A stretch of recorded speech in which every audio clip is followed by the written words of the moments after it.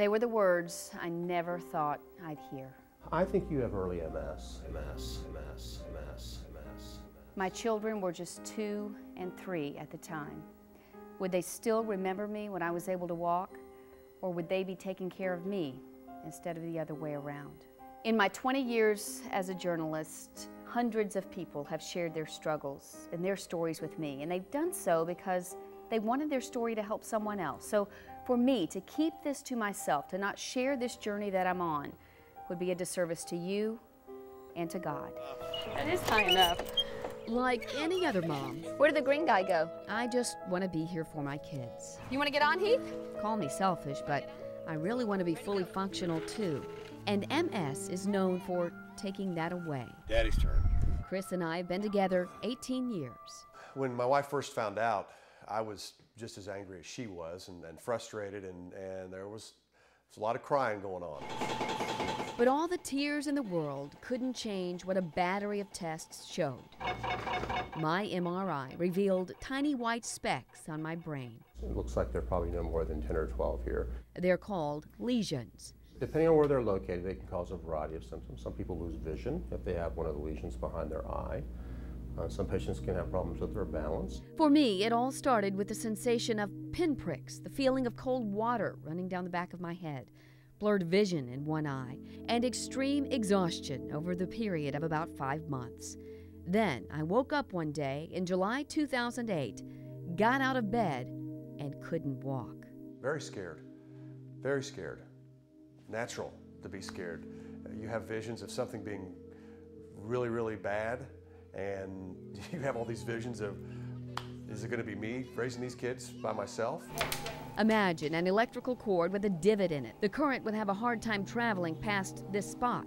Well, that's what happens with multiple sclerosis. Immune cells mistakenly attack the myelin or insulation around nerve fibers in the brain and spinal cord, a process called demyelination, effectively cutting off communication from nerve to nerve. And since, as a journalist, I'm trained to search for answers, I immediately started the research process, spending hours each day online, on the phone, trying to lay to rest a strange hunch I had, a gut feeling that wouldn't go away. Could the dental work I'd had done just prior to my onset of symptoms have triggered this terrible disease now ravaging my body? I'd recently had 4 30-year-old silver amalgam fillings taken out and replaced with 4 new silver amalgam fillings because that's what insurance covered. An amalgam simply means it's a combination of several alloys. There's like nickel, but it's a small percentage of nickel. There's like 10% silver in this alloy, 50% mercury in this alloy, and a few other alloys that are mixed in with it. 50% mercury? Dr. Ada Frazier has a biological dentistry practice in Meridianville, Alabama. She's a member of the International Academy of Oral Medicine and Toxicology, a worldwide dental organization that focuses on the connection between your mouth and your health, an organization that produced this video I found during my research. Watch this. What you're seeing is mercury vapor coming off a 25-year-old silver amalgam filling in an extracted tooth. The background is a phosphorescent screen.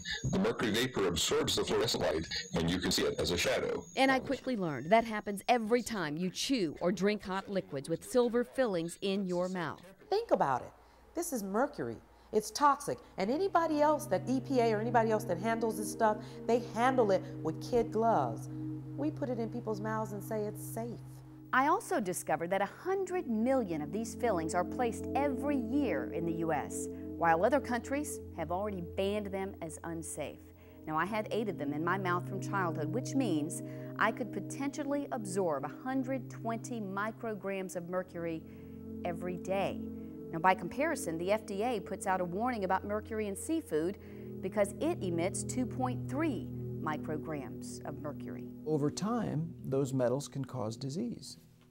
When you reach a certain burden, those toxic metals, the effect of them can start causing cellular dysfunction.